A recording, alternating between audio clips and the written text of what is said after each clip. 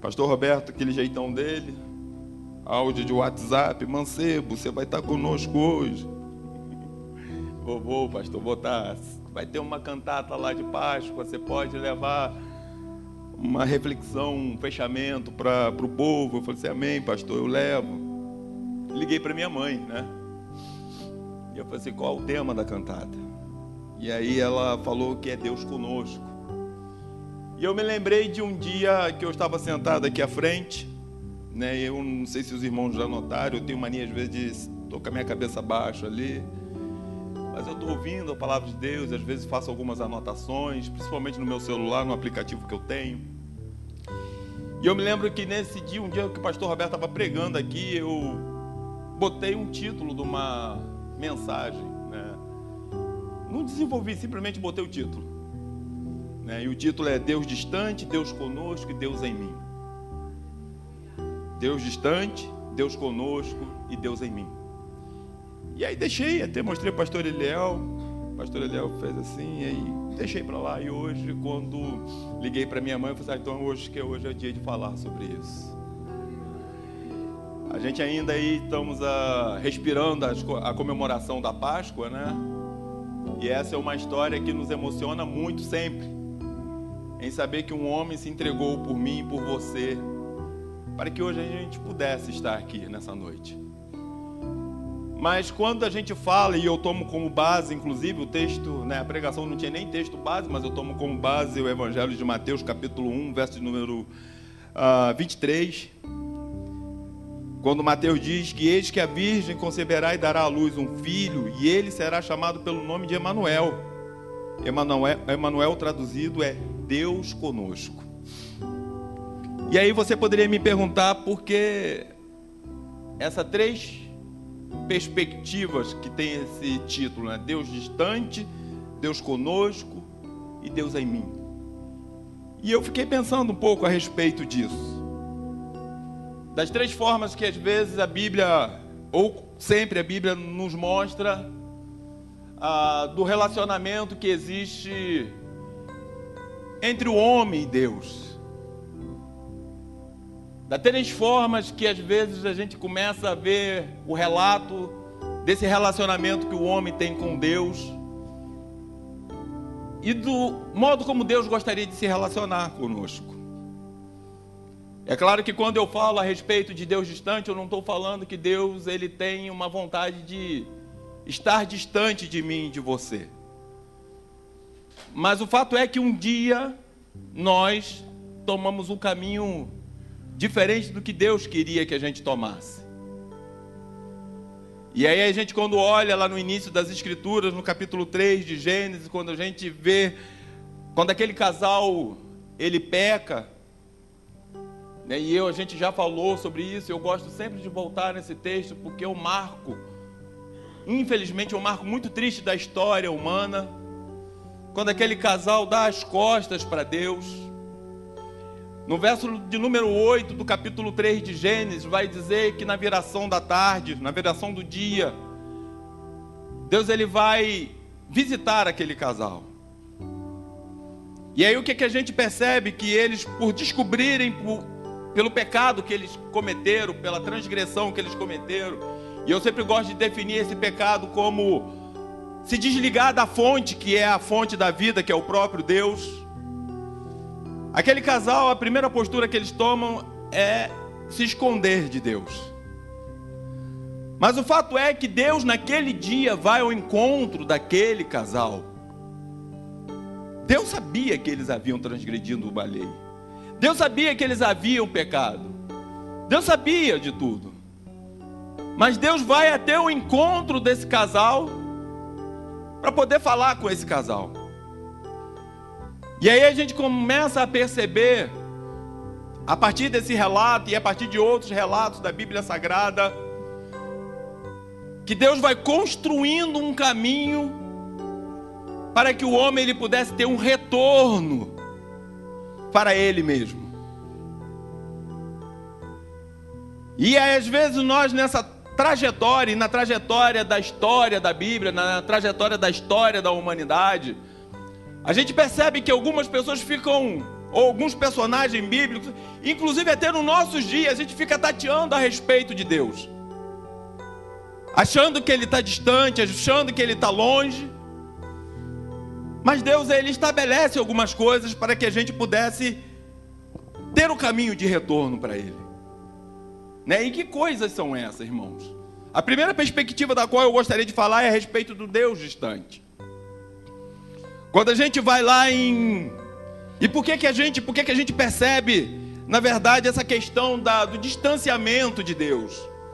O livro do profeta Isaías, no capítulo 59, versos de número 1 e 2, vai dizer da seguinte forma: E eis que a mão do Senhor não está encolhida para que não possa salvar, nem agravado o seu ouvido para não poder ouvir, mas as vossas iniquidades fazem separação entre vós e o vosso Deus, e os vossos pecados encobrem o seu rosto de vós, para que não vos ouça.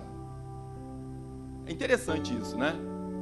O que faz essa ruptura? O que cria esse distanciamento entre nós e Deus? O profeta Isaías diz: são os nossos pecados, são as nossas iniquidades. Eu acho que mais interessante que ele fala que o nosso pecado, ele encobre o rosto de Deus. Quando o homem começa a andar num caminho de transgressão, quando o homem começa a andar num caminho de pecado, esse pecado, ele é como se ele encobrisse a face de Deus, e a gente não consegue perceber Deus. E é por isso que eu falo que às vezes a gente fica tateando a respeito de Deus, e a gente vê ao longo da história da humanidade, pessoas tateando a respeito de Deus. Mas Deus faz o caminho da volta. E lá no livro de Êxodo, capítulo de número 25, no verso de número 8, quando... Aliás, o livro de Êxodo, eu estava até pensando hoje pela manhã, eu falei para vocês, eu tenho ficado, as manhãs quando a gente não está dando aula na escola dominical, eu tenho ficado em casa para poder estudar um pouco. E eu tive uma semana muito tensa, de muita bateria de exames. Eu fiz inclusive uma bateria de exames essa semana, pastor Ricardo, 5 horas de bateria de exame.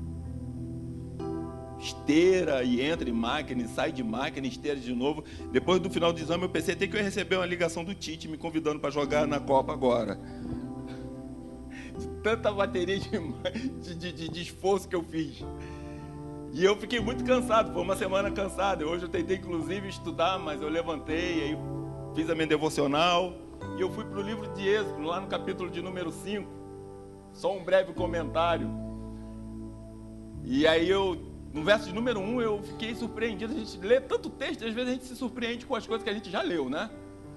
Quando Moisés e seu irmão chegam diante de Faraó e falam assim: olha, deixa o meu povo ir. Deus está mandando, deixa o meu povo ir, porque Deus está pedindo para que esse povo saia e faça uma festa em nome dele no deserto. Eu falei: rapaz, isso é um sermão, outro sermão.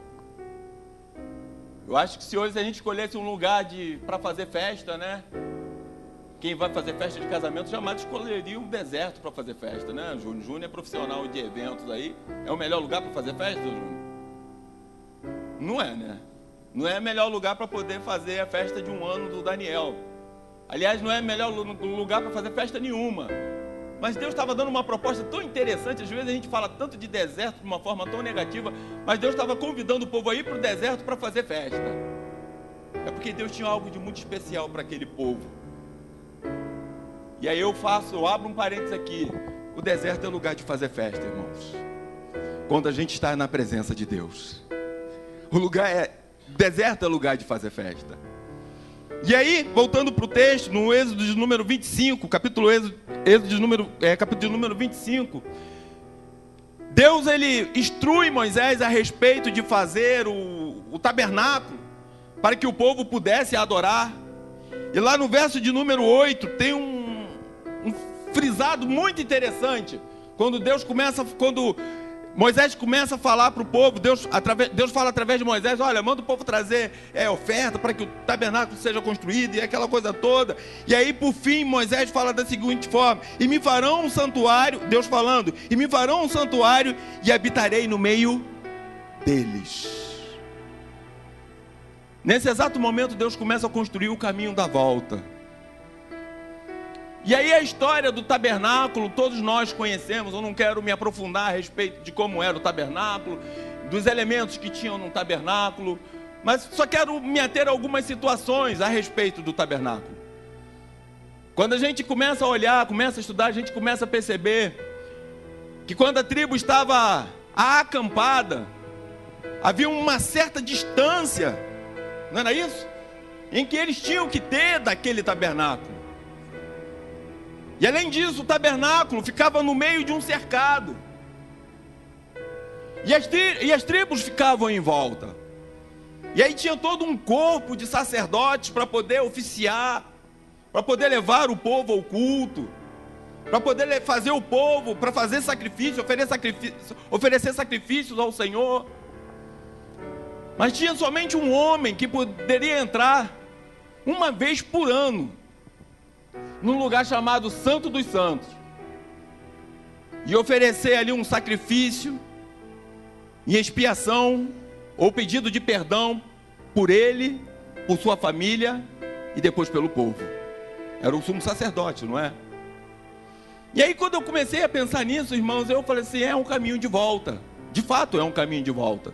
Se a gente fosse parar aqui para pensar e relatar todas as questões a respeito que envolve essa questão do tabernáculo, a gente ia levar dias aqui.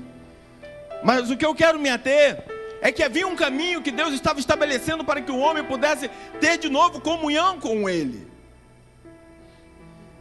Ter de novo uma aliança, um relacionamento com Ele. Mas ainda estava lá o tabernáculo. E somente um homem poderia entrar na presença de Deus.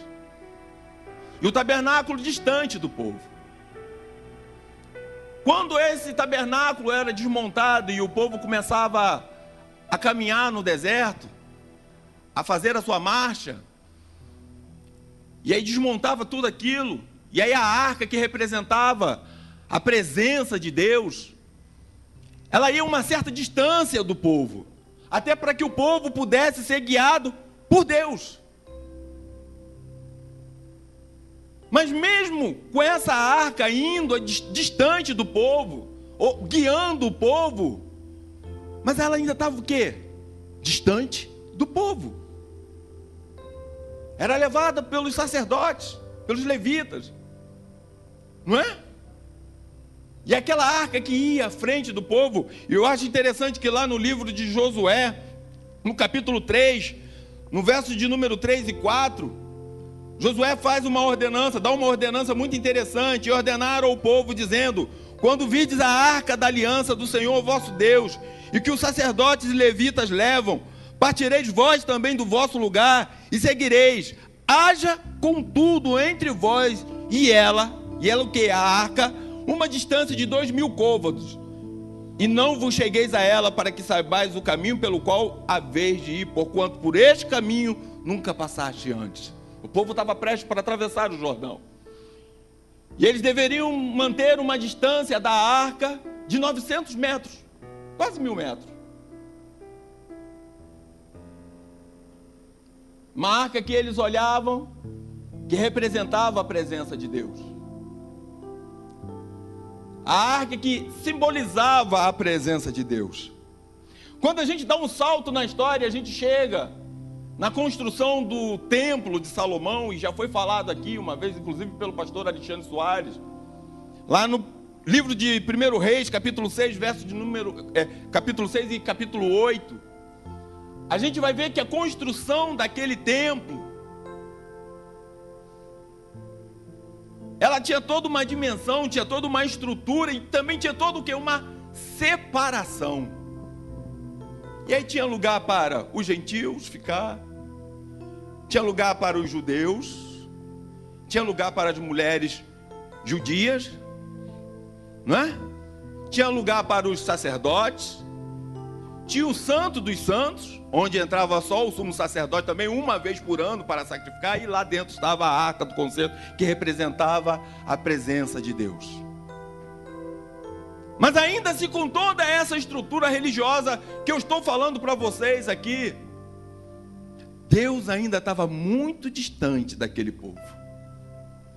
E aí a pergunta que eu faço, será que estava porque Ele queria? Não, não era. Deus estava traçando um caminho de volta para que o homem pudesse ter um relacionamento com Ele novamente.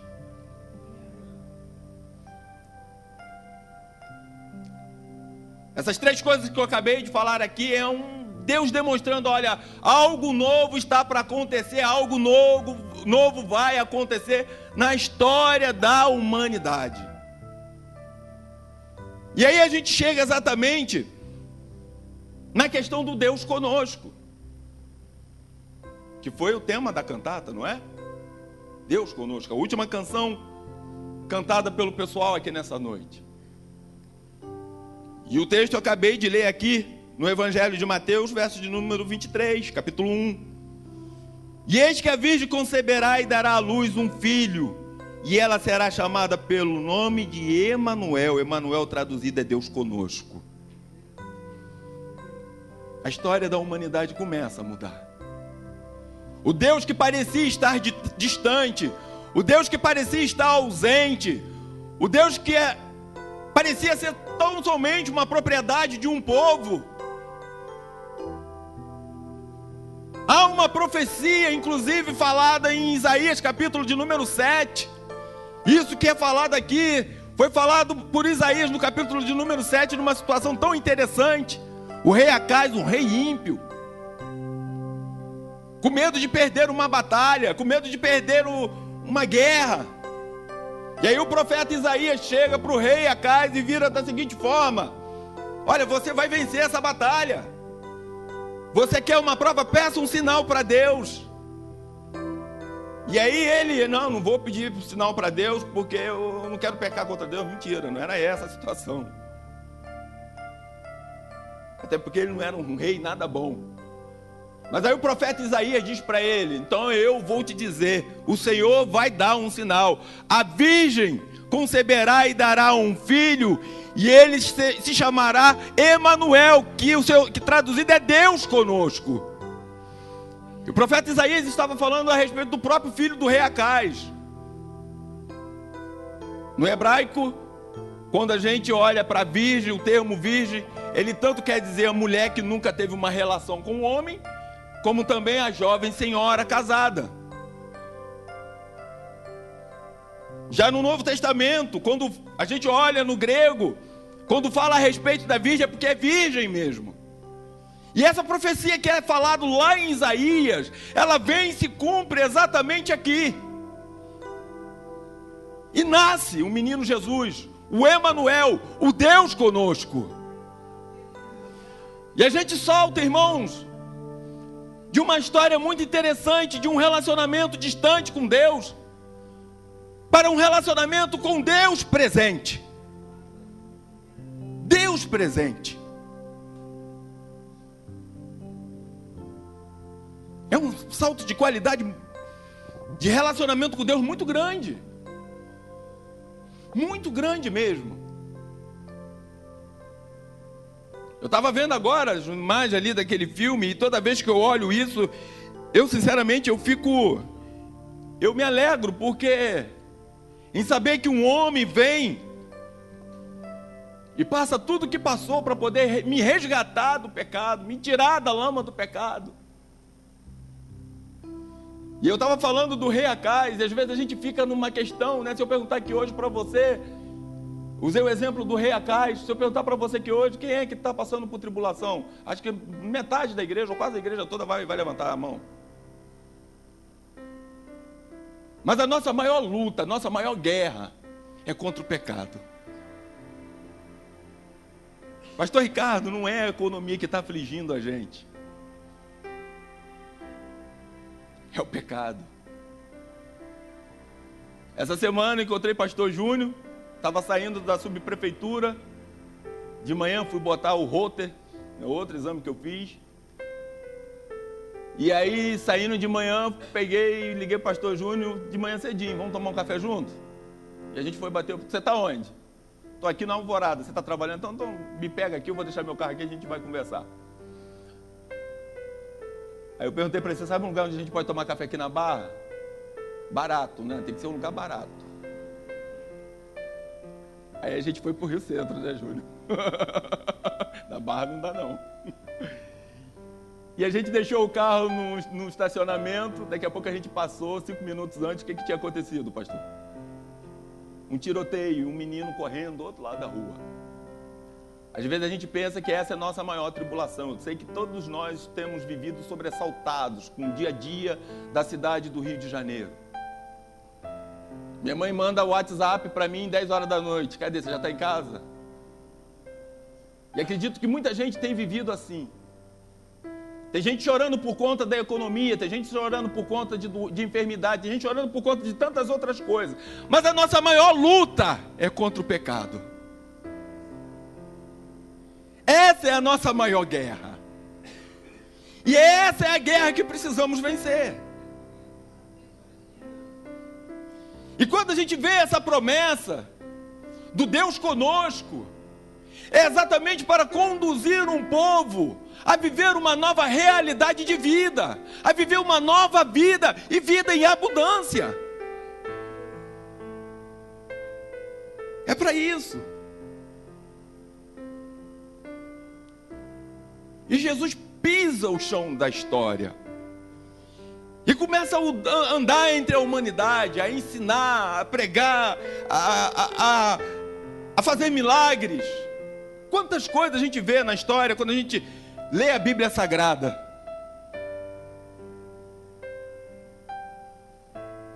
Que inclusive a própria Bíblia diz que não haveria espaço se contasse, se a gente tivesse que contar todas as coisas que ele fez. Mas um dia o Deus conosco pisou no chão da história para fazer com que a humanidade fizesse o caminho de volta para Deus.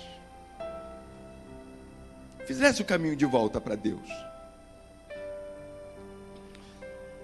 E aí, quando eu penso em tudo isso, eu me lembro do Evangelho de João, capítulo 1, verso de número 29.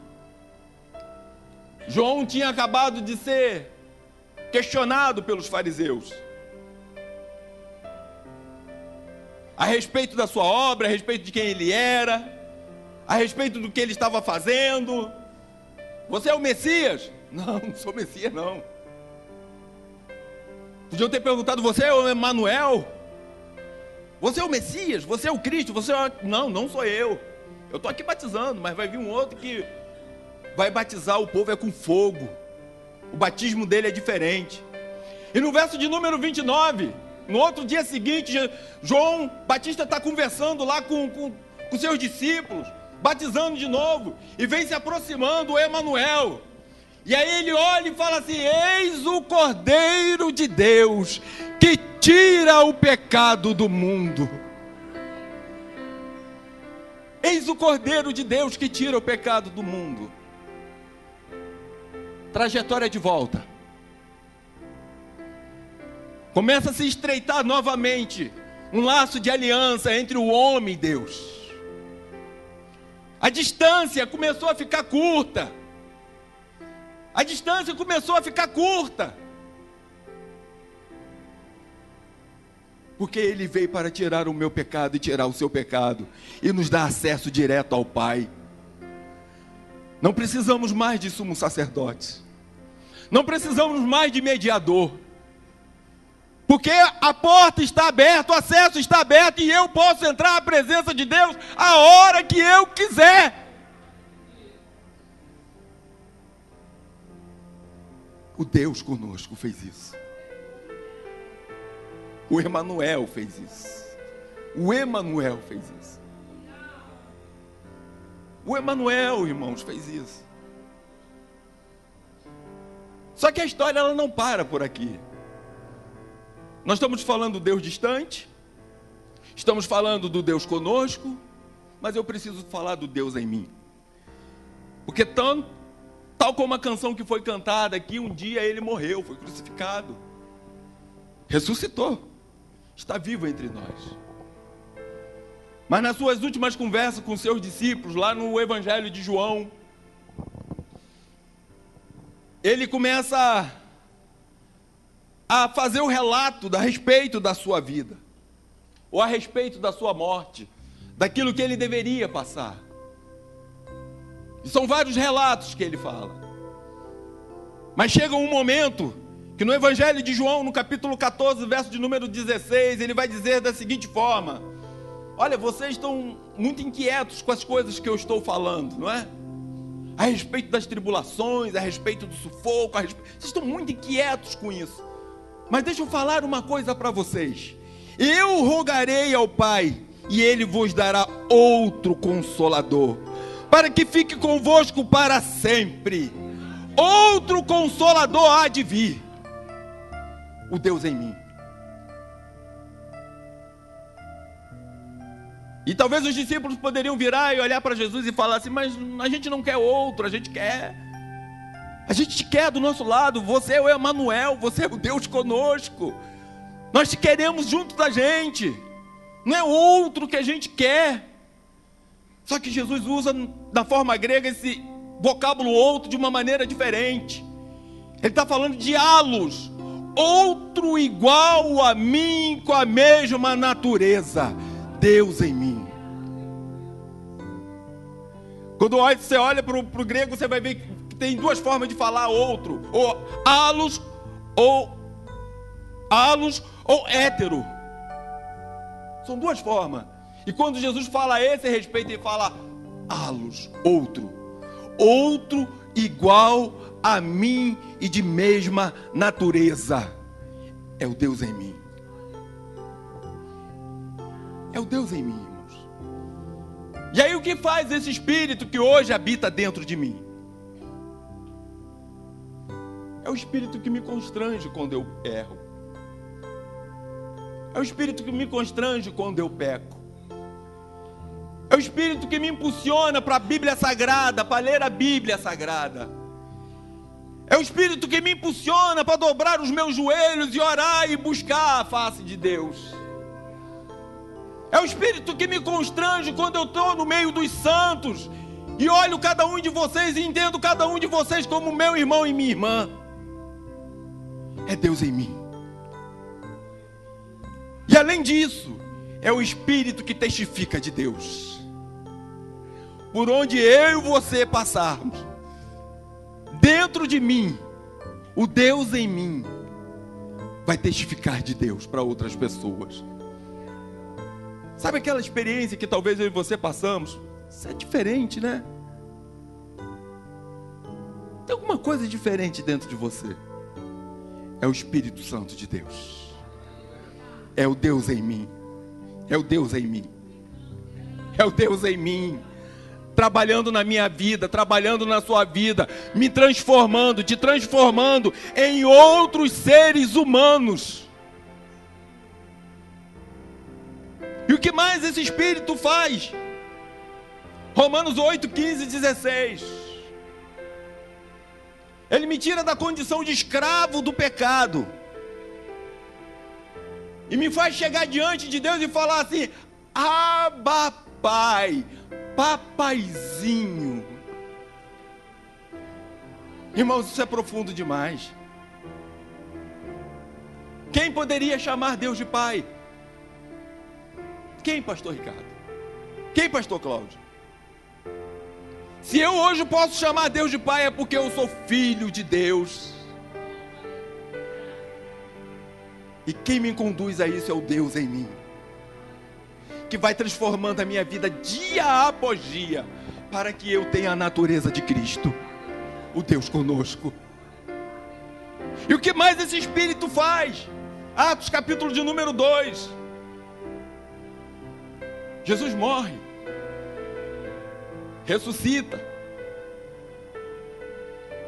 mas antes de morrer ele deixa uma orientação: olha, ficar em Jerusalém até que do alto seja revestido do poder de Deus.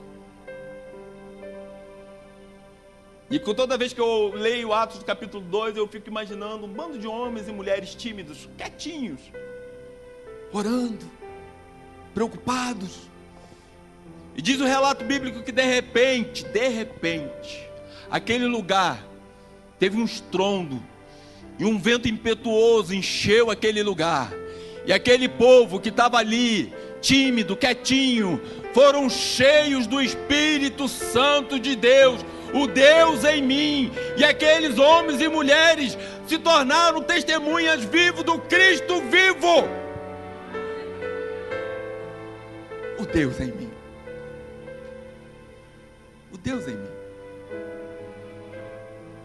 É o Deus em mim, irmãos. É o Deus em mim.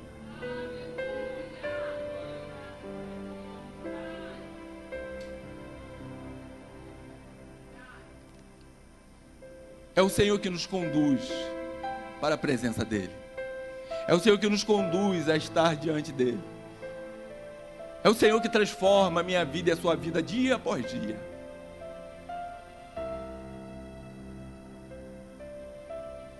E o que a gente aprende com isso? Como eu falei para vocês, era uma breve reflexão. Ministério de Louvor, por favor, vem aqui à frente. O que a gente aprende com essa breve reflexão e com essa cantata que a gente acabou de ouvir aqui? A gente aprende algumas coisas bem interessantes. Uma delas é que Deus não está distante nem de mim nem de você. Deus não está distante nem de mim nem de você. Ele só está esperando o seu caminho de volta. Ele está esperando o meu caminho, o seu caminho de volta. Ele não está distante de mim nem de você. A outra coisa que eu aprendo a esse respeito, disso que a gente acabou de falar aqui, é que o Deus em mim, que está dentro de mim, está dentro de você, está no dia de hoje, trabalhando para transformar a minha vida e a sua vida, para que a gente possa fugir do pecado. Capítulo 4 de Gênesis, tem um relato muito interessante, quando Caim começa a sentir inveja do seu irmão. E aí Deus olha para Caim e fala assim: Caim, o que está acontecendo? Cuidado, ó, o pecado jaz à porta, compete a ti dominá-lo. Foge disso.